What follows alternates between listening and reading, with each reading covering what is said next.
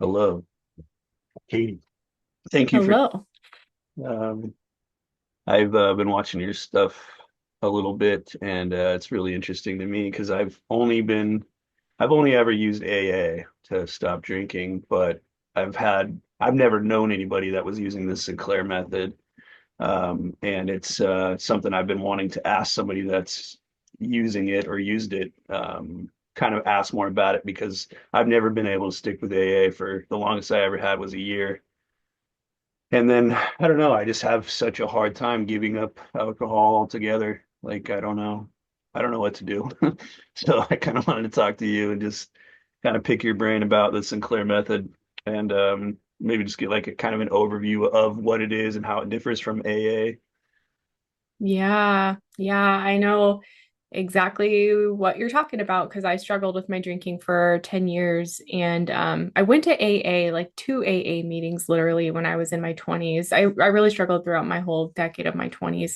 Um, and I just knew it wasn't for me. Like, and maybe if I would have stuck it out, who knows if it would have worked. But I tried to quit drinking, like I say dozens of times because it's true. I would quit drinking all of the time or say I was going to quit drinking and I'd make it a couple days, weeks. I made it 6 months one time before I went on the Sinclair method. And I kept returning to it again and again, even though I was sincere in the desire to quit. Like I meant it. I wasn't just saying it, thinking, oh, I'm gonna, go back to alcohol again. So um I know that struggle of like wanting to get this issue under control, but feeling like you can't because you feel like your brain or your soul is hijacked by the alcohol addiction and it's just, something that's out of your control.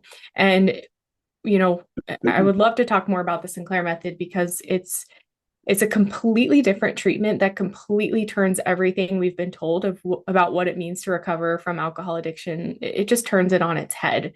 It goes against everything that mainstream treatment tells you that like you have a disease, it's something you have for the rest of your life. You'll never be able to control your drinking. You have to surrender to the fact that you're an alcoholic. One drink will lead to a binge. You've got to go to all those meetings and all of that. And not to knock any of that at all, but that's one option. There's other options as well. And the Sinclair method is one of them. And the reason this method is so powerful is because it works to address the root issue of alcohol addiction, which is neurological in the brain. That's something a lot of people don't talk about in traditional recovery.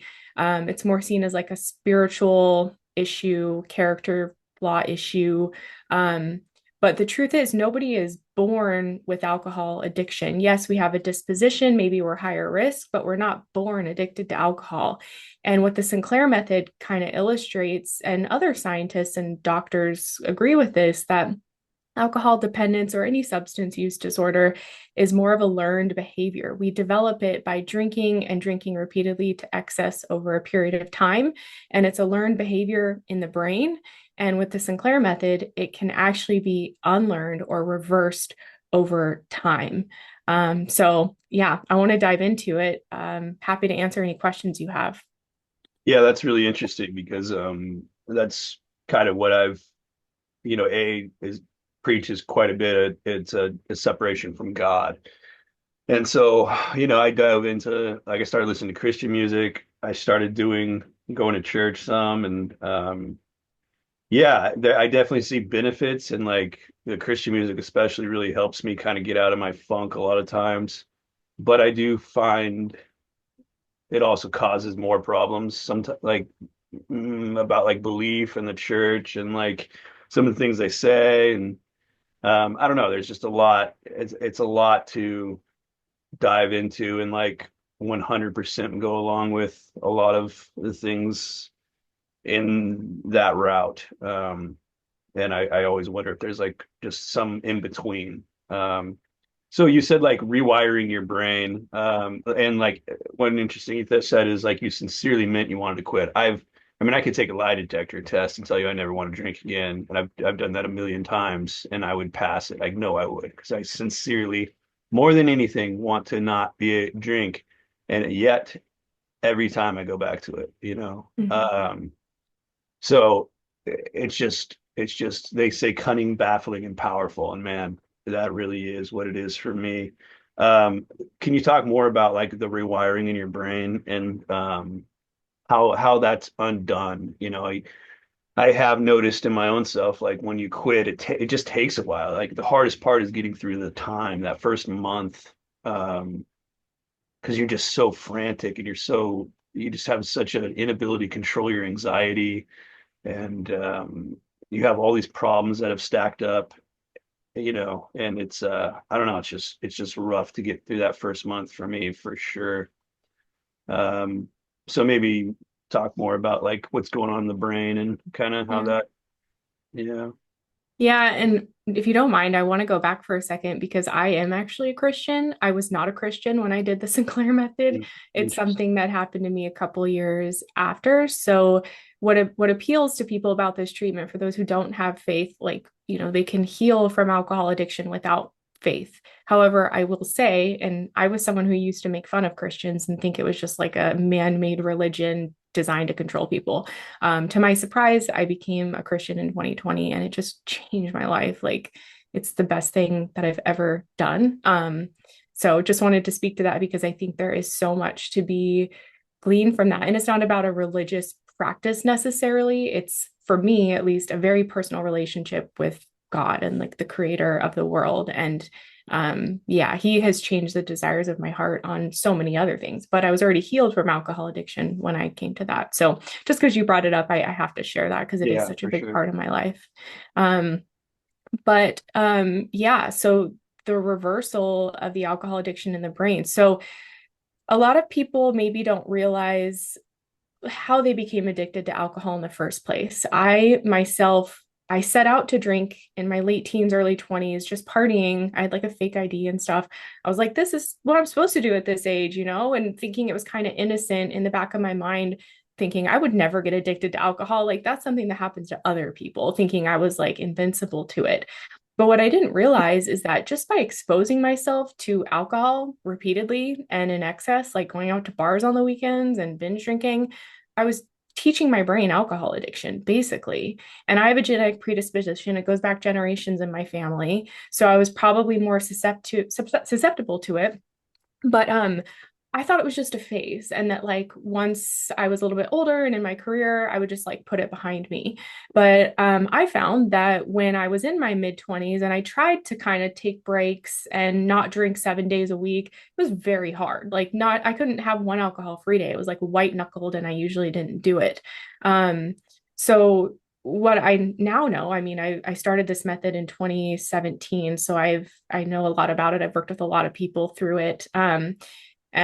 What I now know is that alcohol dependence is really a function of really powerful changes that have happened in the brain. So we drink, and the reason we like to drink is because it floods our brain with feel good hormones, like twice the amount of pleasure we get from sex or our best day ever. Like, it's just this insane superficial pleasure. And our brains equate pleasure to survival in some way. And so, to the brain, when it drinks alcohol and does it repeatedly, it's like, oh, this thing's really, really rewarding. And I'm going to remember it and remember that it gives me all this pleasure that maybe I need to survive, essentially.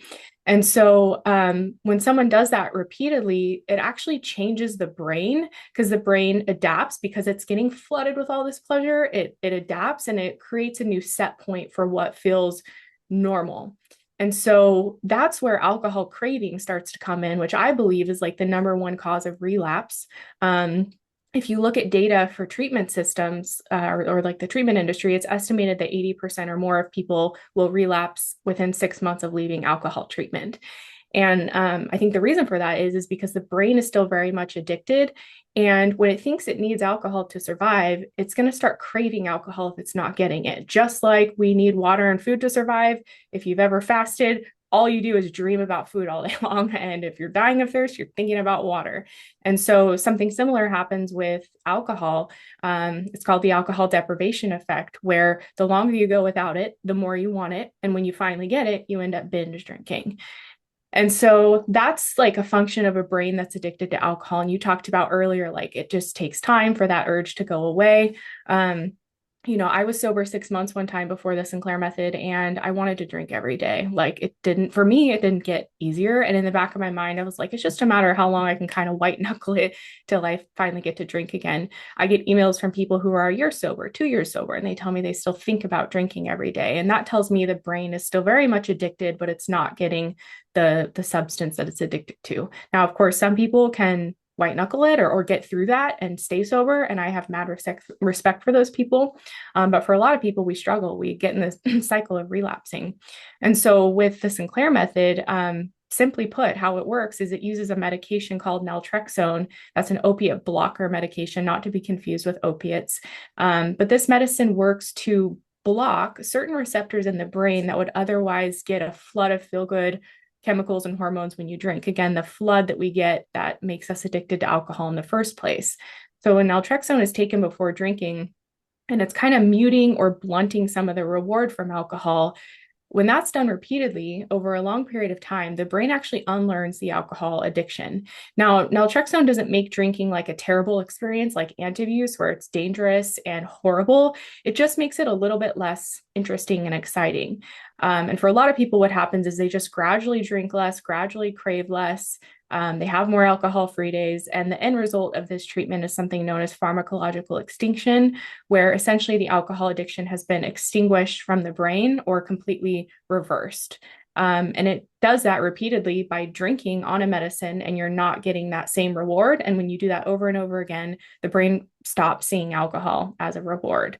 Some people do take naltrexone daily without drinking to help with alcohol craving. So that's another way it's used. But with the Sinclair method, it's really intended for people who are currently drinking or they know they're going to relapse and they want to find a way to kind of gradually reduce their drinking, whether their end goal is to quit drinking for good or if they want to, have champagne at a wedding on occasion and do so with control and have like a moderate relationship with alcohol. So that's a bit about that. Love to answer more questions you have. Yeah, that's really interesting. You explained my brain to a T. It's because it What's was my brain too. Yeah, yeah. It's funny when you talk to another person, you can always tell like, oh, this is it. Like that's what's happening. But it was really interesting how you said like, because I've always known it, like assumed the pairing of the actions with the reward is what drives us, our motivations, and even changes our thoughts to go towards alcohol because you want that reward. And then stopping, maybe some of the reasons that people still have those cravings is because they stop the action too. They stop doing the thing. And so they still remember that this action causes that Mhm. reward. And so the brain doesn't fully forget. But when you pair still doing the action with not having as much reward, or that's when I could see that your brain would go, oh, this action no longer does that. So we need to find a new action that'll motivate us. Precisely. Yeah, that makes a lot of sense because I always wondered, well, if people are on meds, I mean, why is it that people that quit completely for months still have cravings? That I had never, nobody's ever explained that to me. And then why people on naltrexone wouldn't have those cravings even though they're drinking some. Yeah.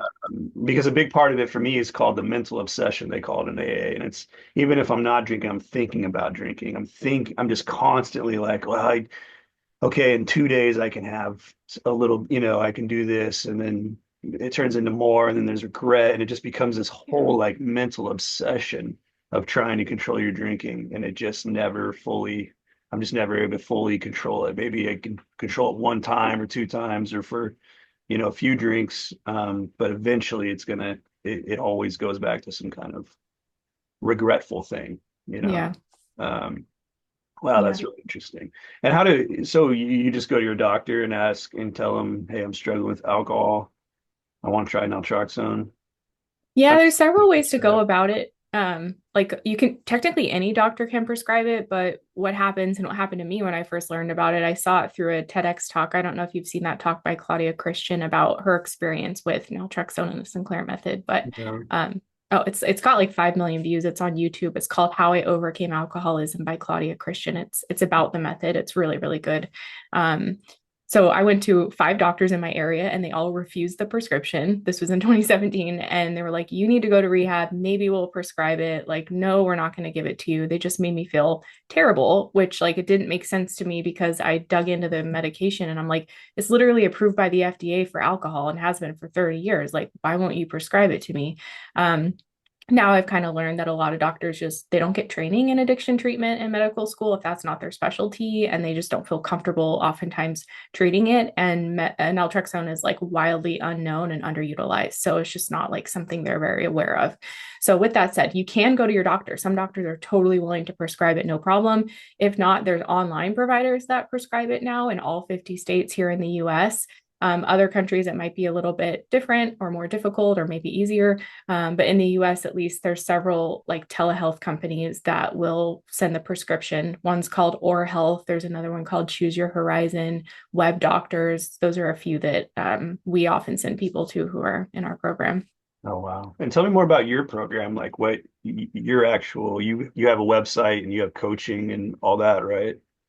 Yeah, so I think one of the critics I get a lot on my comments video on my videos is like, yeah, right, a pill alone isn't going to fix an alcohol addiction, like get real. And I honestly agree with that. Like the medication is powerful. It's the reason I'm like free from alcohol addiction. I know it because it fixed my brain, but there's more to it than that. Like in our program we talk about meeting the medication halfway. Like it's half of it and then the other half is like stuff you talk about in AA or other treatment programs. Like, okay, well, if you don't want to drink anymore, how are you going to cope when life gets tough? Or what are you going to do if you've been spending every night drinking and now only want to drink once or twice a week? What are you going to do with that time? Or, just the various ways that alcohol touches our life, especially like for me, I don't know about you, but I was a daily drinker for 10 years. And so it's like my world revolved around alcohol. And so naltrexone helped me want it less in a huge way and let me have more alcohol free time. But I had to cultivate a life that didn't revolve around drinking and learn to cope in better ways and find my passions and hobbies and things like that. So, our program is really designed for people who are on the Sinclair method and using naltrexone to drink less. It's the program I wish I would have had. Like, that's what I always say when I went on the medicine because nobody was really talking about it back then. There wasn't a lot of resources. There's like a Facebook group and a little blog that I don't even think exists anymore. But it's just a source of support where people can tap into community. Most of our coaches have been through the treatment themselves and are now on the other side. We have a TSM friend pairing, kind of like an AA sponsor, but where you can get paired up with someone else to have that like one-on-one peer mentorship for your journey. We bring in naltrexone experts and therapists to kind of talk about in-depth questions about the medicine or trauma or moderate drinking and things like that. And it's all online. It's Thrive Alcohol Recovery. And yeah, centered around this treatment. It's been a real passion of mine because this treatment just changed my life. I started in 2017. I told myself because I was so admiring Claudia Christian in that TED talk, like if she wouldn't have been brave enough to tell her story, I would never know about this treatment and it was changing my life. And so I felt very convicted to talk about my experience with it. And so a month after I started the treatment, I was like, this is working, like something is changing. So I started documenting my journey on YouTube and that I kept doing it and that just turned into what my channel is today, which is a lot of interviews, kind of tip videos, in-depth conversations around naltrexone and TSM. And that led me kind of organically to coaching and then launching Thrive several years ago.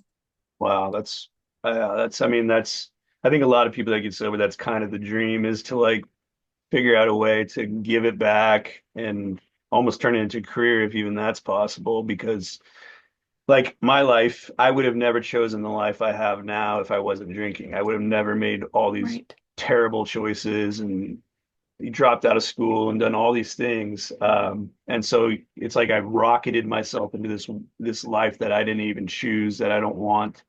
And now I have to do it sober and try to figure out how to live it, get out of it, change what I thought. Like if I was a kid and I saw myself today, I'd be like, dude, what are you doing? Mm, Like, so I don't know. There's a lot of like shame and guilt wrapped up into all that. And one of the only relief valves I feel for that is when I'm actually like going against the problem, like making videos, doing the things like you're Yes. doing, sharing it. And then the thing that I missed the most about AA and had the hardest time leaving AA, and I still go to meetings sometimes, I'm just not as involved as I was like the friendships, the relationships. And that was really just felt like home to me.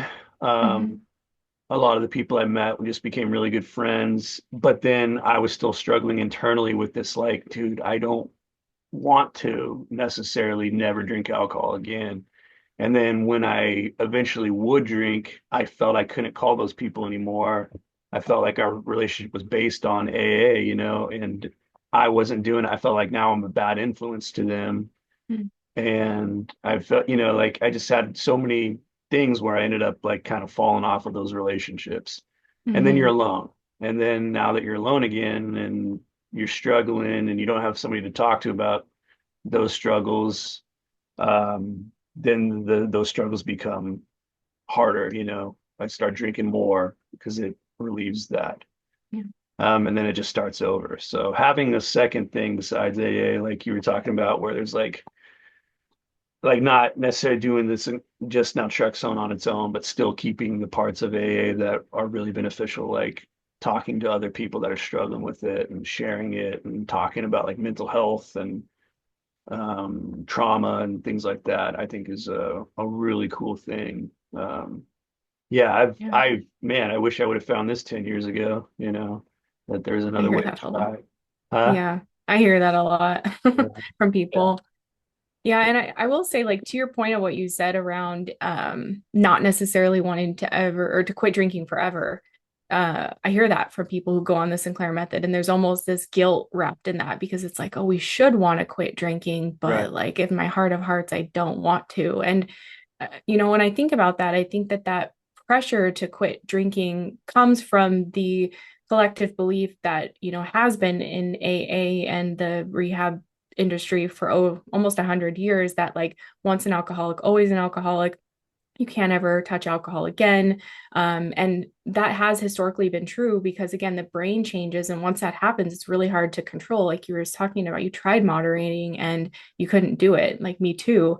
But with naltrexone, it changes everything because it fixes the brain and it addresses it at the root. And so, another thing with the Sinclair method and what we really do in our program, it's like we don't set a standard of like, okay, you need to be here, you need to be cutting down your drinking by this amount by this time.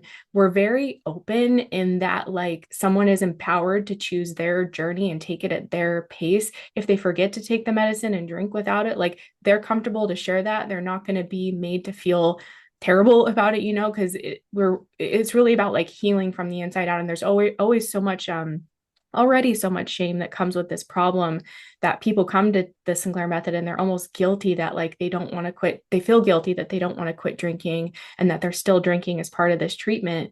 But when you understand like the neuroscience of it, it just makes sense. Like you were talking about earlier, like you do the behavior, you don't get the same reward. It's logical. Like, if you go to a restaurant and the food isn't as good, you're probably not going to go back as often. It's just like human behavior.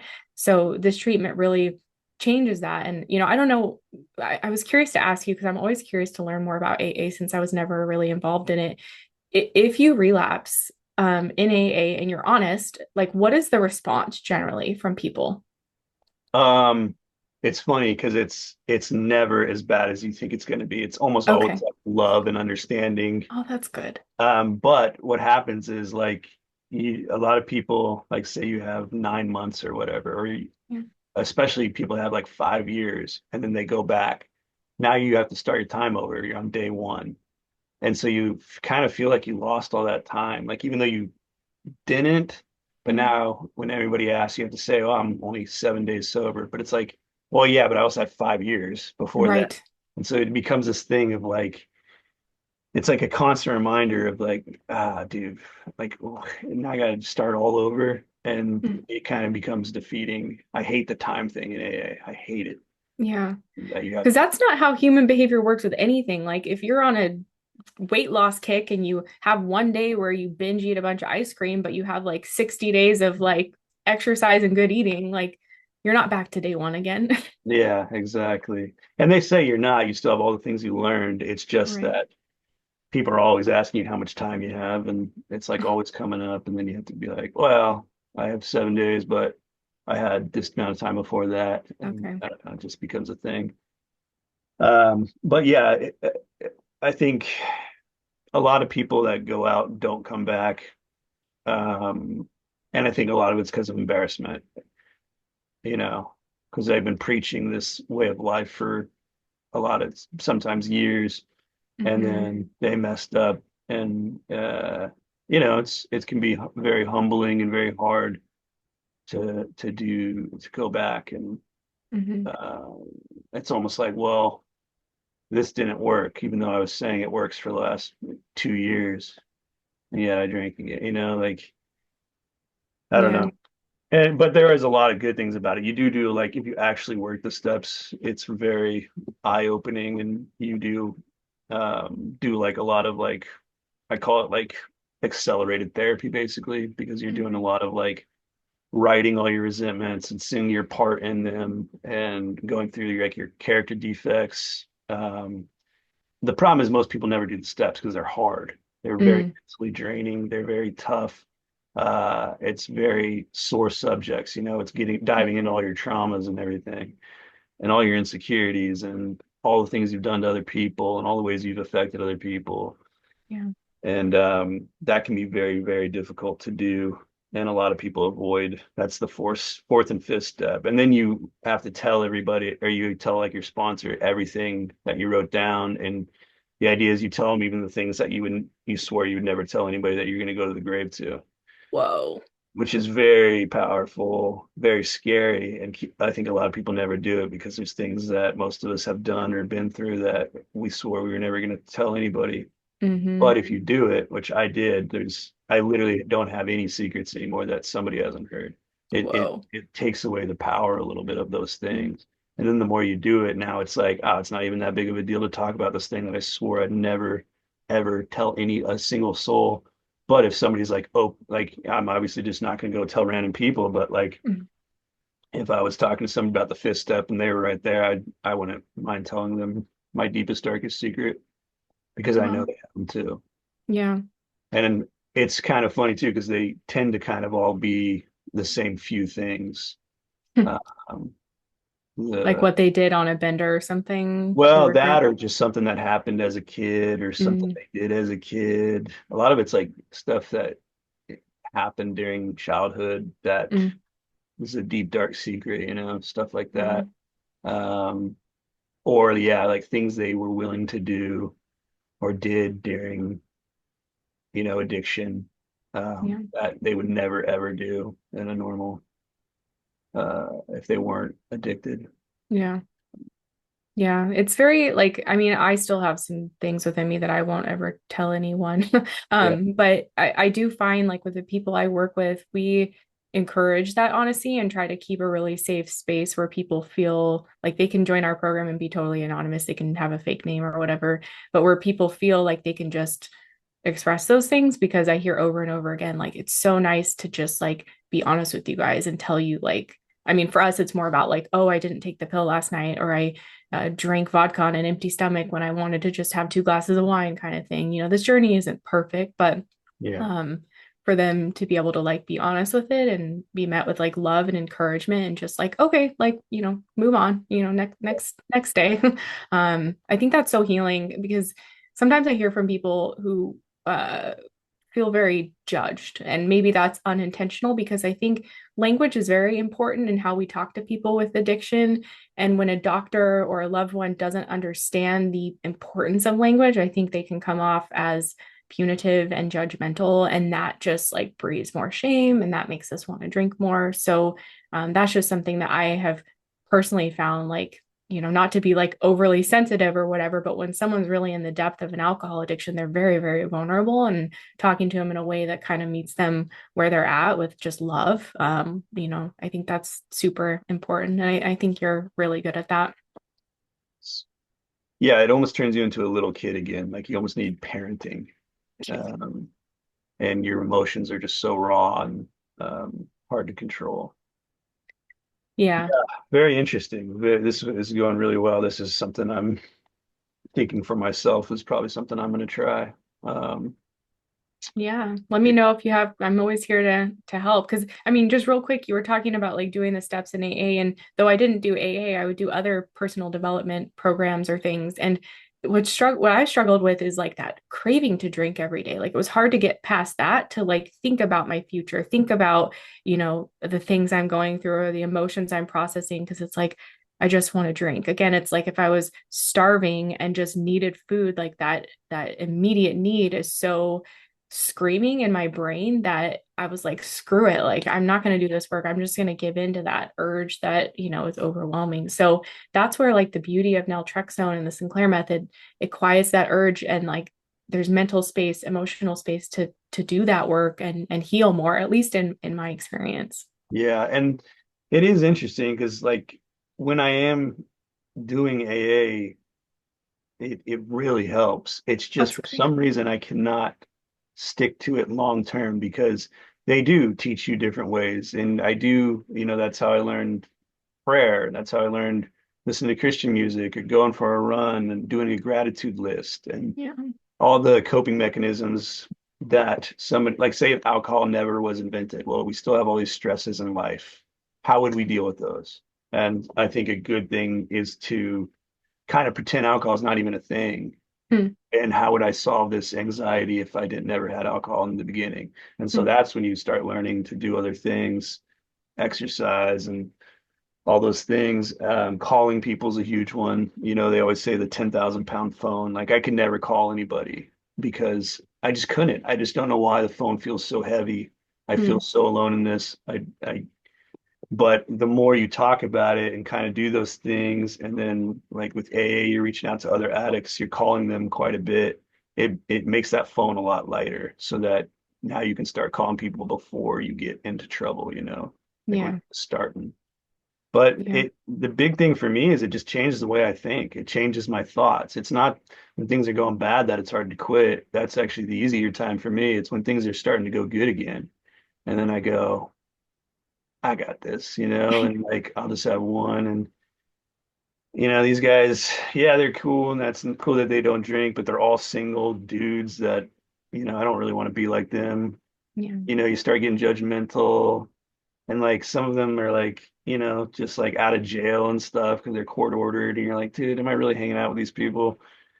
So things like that start happening in the brain, and it can get hard to stay out of it. But Yeah. yeah, there's like there's a one thing that I would thought was really interesting because I didn't really go up very uh religious at all, but I'd always heard about Catholic confession, right? And like the idea behind that. And I realized when I did my fourth and fifth step, where I was telling everything I've ever done and all that, that it I realized why confession is a thing in religion. Like I was like, Hmm. oh, that's why it is, because there's something in us as humans that these secrets, they are not good for our mental health, and it is good to get those out. Yeah. And they say a secret shared is a secret halved. You know, Mm. um, So I definitely had a lot of benefits from that and learned a lot of coping mechanisms. But once I left AA, man, they kind of all went away, and I stopped doing them, even though I swore I'd still do them. Do you pray? Do you confess to God like things? I mean, when I'm doing like AA and stuff, and like when I'm on top of everything and try to do that, I don't know. I just don't have that. As much as I want that feeling and connection to God, I just don't. Oh, I very rarely feel it.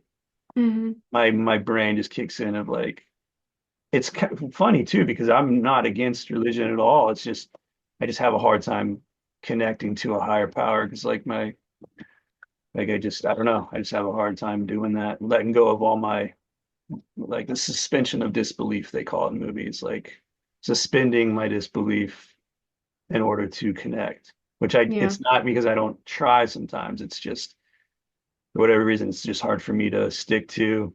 Um, Yeah, I don't know. It's something I'm working on because I Yeah. really do want a better relationship with we call it a higher power in AA. Yeah. but God, our version of God. And I do think that's, you talked about like how you get that relief. It's funny because like in AA, you go to meetings and it's a lot of time because it's like those meetings are one of the major ways I would get relief from the alcohol desire. But that's an hour and a half of your day right there. And I might have two during the day. I might want it alcohol in the morning and might want it at night. So that's 3 hours of your day, Yeah. It's a lot. And not every meeting is great. Some meetings completely get rid of it and recenter you, and you're like, man, I'm never drinking again. Thank God I went to this meeting. And other ones you're like, God, these people suck. Like, I don't want to do this anymore. And so, Mhm. like, yeah, it's just a hard thing to balance, and it just takes a lot of, it's just so much work. Um, and, they always say an easier, softer way. We tried to find an easier, softer way, but we couldn't. And I'm still trying to find that easier, softer way because I don't know. I'm just, yeah, definitely still struggling. And every time I think I got it, I kind of take a fall again, and now I got to reassess and restart over, and yeah, just try to get back up on that horse and keep going. But What people tell me that naltrexone and the Sinclair method is the easier, softer way. Like I've heard that a lot from people who are in AA. yeah, And I have a couple of success stories on my YouTube. I don't know if you've seen it, but people who were in AA and went to TSM. But for you, just if you like aren't sure if you want to drink again and you just want to start naltrexone to see if it helps with the craving, that might be a place to start. Or yeah, if you want to drink again, like TSM is, the next option, which is what I use. But I just want to say two things about what you said about, suspending your disbelief and, wanting that relationship with the higher power, but having a hard time with that because I relate. I wasn't a believer until 2020 and I didn't believe in God. And I will just say like the power of prayer, because like the simple prayer of like, Jesus, if you're really who the Bible says you are, like show me. And I said it like sincerely, and he did. And so like I just want to encourage you with like the power of those simple prayers. Like there's a prayer in the Bible where it says, help my unbelief. And like if you're sincere, God will answer the prayer. It's just that's the type of person he is. And then the other thing that really helped me grow my faith is I read the Bible every day. And that is something that's really helpful just to, give those two inputs to you, take it or leave it. But those things have been transformative for my spiritual walk. yeah, yeah, that's good. Yeah, I definitely, I was trying there for a little while and I stopped, but I definitely am. I feel much better when I am praying and when I am talking to God and um, learning more about it, I guess. Yeah. So there is Yeah. something in us that is connected to that, which is so interesting as just as a species that like the addiction and the God thing seem to be related somehow because so many people do one or the other. And that's fascinating. There's something inside us that needs more, that we're not okay just by ourselves. Um, Yeah. It's like if we don't worship God, like if you read the Bible, it's like they're either choosing God or they're choosing their idols. And an addiction is like a form of an idol. And so I believe Satan is real and he can deceive us with all kinds of things. The Bible talks about the dangers of like excessive drinking because, I believe it just kind of disconnects us from God and causes us to worship. I heard someone describe an addiction as like a form of worship in a way. I was like, yeah, I guess that could be true. Like I thought about alcohol all day long. I wanted to do it every free chance I had. I suppose that's a form of worship. So wow, that's interesting. Yeah. yeah. Yeah, but it is interesting, like my testimony being that I got sober, got well through the Sinclair method, and then it was 2 more years until I actually believed in God. So I don't have that experience of like getting sober with the help of God. I wonder what that would be like, but he did get me off marijuana. Like he just took away the desire, which like I wasn't expecting after 10 years of using that, and other just, things that have been dragging me down. I've seen him transform in my life. How is your relationships, like how has that changed? Because I imagine you're a very different person than you were during those 10 years. And I always tell people I think Jekyll and Hyde, that story was probably written by an addict because I'm very much that. I'm two different people. And it can be very hard for people to be around me because I always feel like I'm hard to love. There's that country song, I'm hard to love. And I always think about that. I was like, dang, dude, that's me for sure. Because I have Like when I'm doing good and everything's good, I'm a great person. But when I'm not, man, it's not that I'm like hurting people. It's that I'm just withdrawing from everybody. I become so Mhm. self-involved in my own problems, my own thoughts, and kind of push everybody away and isolate. And that can be hard to be around, I think. Mhm. How has your relationships changed much? And, you know, what has that been like for you since getting on the Sinclair method? Yeah, it's a night and day difference. I'm a completely different person and my relationships are different. One of the first things I noticed on the Sinclair method, maybe about a month in, um, I was at a party and I'd taken Naltrexone and I was drinking, and all I was doing was I was sipping on my drink and I was genuinely engaged in the conversation in front of me, and I felt very present.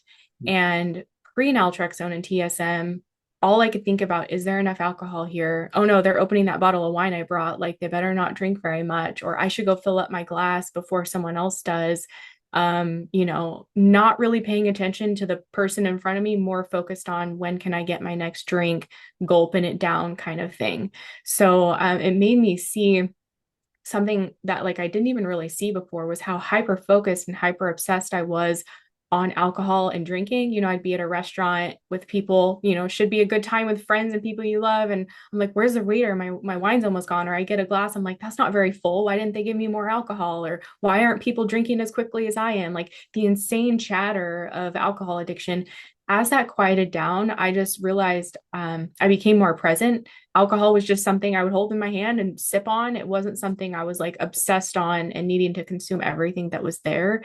So I really became a better friend in a lot of ways because I realized I would orchestrate my social gatherings with people that would drink like me. Oftentimes, if there were social gatherings that didn't involve alcohol, I'd want to leave as soon as I could just to get home and drink however I wanted to. And like you talked about the isolating, like more and more, I would want to just like be home alone drinking because no one was watching me, no one was judging me. I could drink how I wanted to. And yeah, it's like looking back, it's just like a very small world I was living in.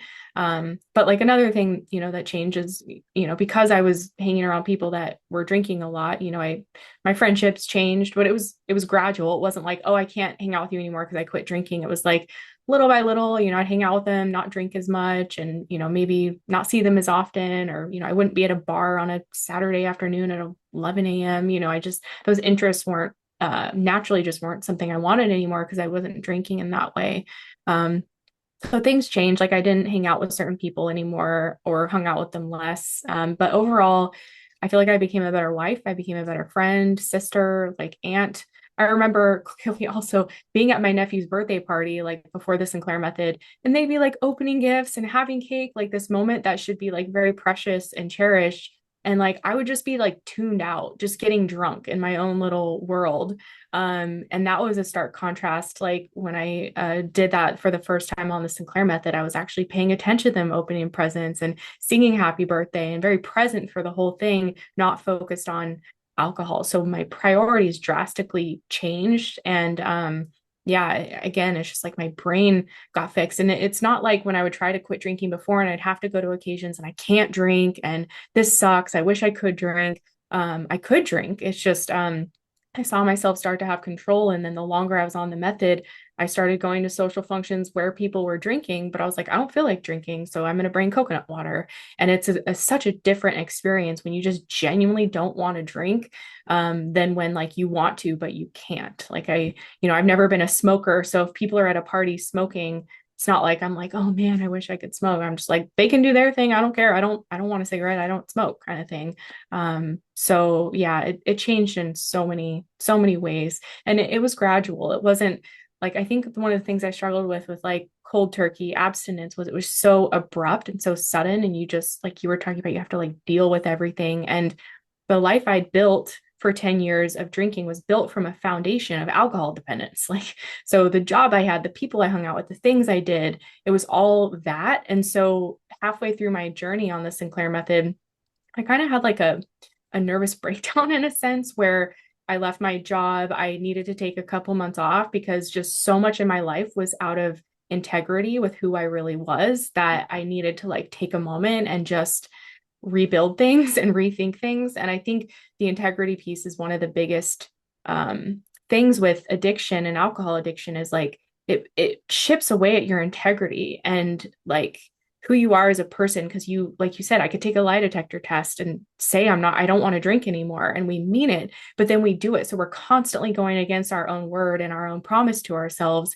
And when you do that over and over again, year after year, it becomes like you become a shell of yourself. You're like, who am I even? And then that just makes you want to drink more because you're like, I'm a terrible person. I show up to work hungover, or I got fired, or I did this to my loved one. Like, I'm a horrible person. And as a believer, like that is Satan all the way. Like he's got control over you. And um, yeah, that's a terrible way to live. But that was one of the gifts of this method as well. I just gradually got back into integrity with myself. And to say I'm gonna go out to the bars and have 2 drinks and stick to that and go home sober basically and go to bed and wake up the next day not hungover and like doing what I said I was gonna do, it's like wow. Or going out to a restaurant, ordering a second glass of wine and only drinking half of it because I didn't want the rest. Like, wow, that just never happened before. So when you see yourself kind of get that control back again, it's life changing. It really is. Yeah, that's I think you nailed it in the sense of like there's something in us that like if we can't do the thing we say we're going to do, it hurts our self-image and it hurts who we are, and it makes us kind of distrust ourselves. Mm-hmm. You talked about like the devil, and like that's something that was introduced into me was like the idea of the enemy. You know, the enemy wants you to not Mm-hmm. wants those things for you. They want you to be lost, um, and susceptible to negative things. And yeah, that's one way to do it is to constantly not being able to stick to your word. Yeah, I Yeah. kind of it's kind of funny. It reminded me of something I thought about a long time ago, but I haven't thought about in a long time. It's like when you're drinking, I kind of had this analogy. It's almost like Hansel and Gretel, like you're leaving those trail of candy to get back out to where you came, but when you're drinking, you forget to leave the candy, and so you end up in the forest and you can't remember like exactly how to get out. And it's kind of like you don't really remember who you are. Like you kind of like you said, you're kind of a shell of yourself. It's like, oh, I'm in a place that I shouldn't be because wouldn't have made these decisions to be here. Mm-hmm. And so now all that anxiety comes in. And if you're not drinking, it's like now you got to deal with all that and try to figure out how to get back out and get back to who you were before all this. Yeah. And that can be very difficult to do. Yeah. It can be. Yeah. Well, this has been great. I think we'll probably wrap up here, but very insightful, very cool. So glad we did this. It's always funny. Every time I do one of these, I'm like, dude, I just want to cancel. I don't want to do this. I just want to call and sleep in. And You're like, please tell me you're not available anymore. yeah, I'm like, hey, we're still on. Like, hopefully they say no. Um, but then every time I do it, I'm just like, man, that's what I needed. And like, this is the, this is like, the part of AA and what I'm excited about with the YouTube is that I am meeting all these friends that are kind of on the same path and dealing with the similar things. So it feels a lot like AA for me, but I'm given a little bit more freedom to try different stuff like Sinclair. And yeah, I don't know. I don't know where this is all going, but I feel like it's definitely beneficial and something I'm glad I've started to reach out to other people that Yeah. are on YouTube and on TikTok and Yeah. trying to spread this message and trying to spread there's newer methods that Yeah. besides the ones that have been just passed down for many decades. Yeah. Um, and we know more about addiction now. It's Yeah. just not advertised as much, which is Yeah. crazy. It's so crazy that this country has such a problem with addiction and there's so little information on it. Yeah. Yeah.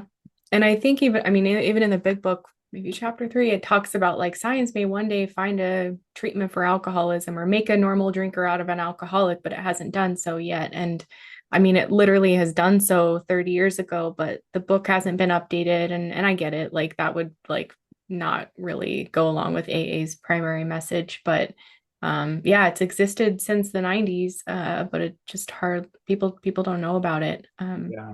Yeah, I And I bet. want to encourage you. When I started my YouTube, I didn't know what I was doing either. I was like, I just want to tell my story. Like, this feels very meaningful. I love connecting with others. And people would ask me, what's your plan for the channel? And I was like, I don't know. I just like doing it. Like, I Yeah. enjoy it. And little by little over time, it turned into more and more and more. So I would just encourage you to keep going. Even if you don't know where it's going to lead somewhere good. Yeah, it's funny. I've been telling everybody like, because I reach out to a lot of people, or people reach out to me, and I always go start a YouTube, man, because it just gives you, it's almost like a diary in some sense, and then it's also like it gives you a little bit of accountability. Like, Hmm. I had this meeting today. I can't drink last night because I got to be at this meeting, like Yeah. that hasn't always worked out. I've canceled on somebody that I feel bad about, but it definitely helps to have more things that keep you give you reasons not to blow it all up and just to keep going in a good direction. So Yeah. yeah. Yeah. If you want me to send you anything on the Sinclair method or Naltrexone, if you're ready to get started or you want to get the medicine, like let me know. I can email to you. Awesome. Yeah. Yeah. I didn't realize they did it through telehealth. That's really cool because yeah, Yeah. that's awesome. Yeah. I'll probably take you up on that. But yes, sorry, let me pull this up. Uh, Thrive Alcohol Recovery, Katie Lane. And I'll Yeah. put all your socials and everything in the description, your Okay, website cool. and everything, so people can find you if they want to reach out. Thanks Cool. for coming on. Really appreciate Yeah. it. Yeah, it's great Yeah. talking. Great conversation. Thanks for having me. Yeah, definitely. Anytime. All right, thanks, Katie. Okay. Bye. Take care. Bye.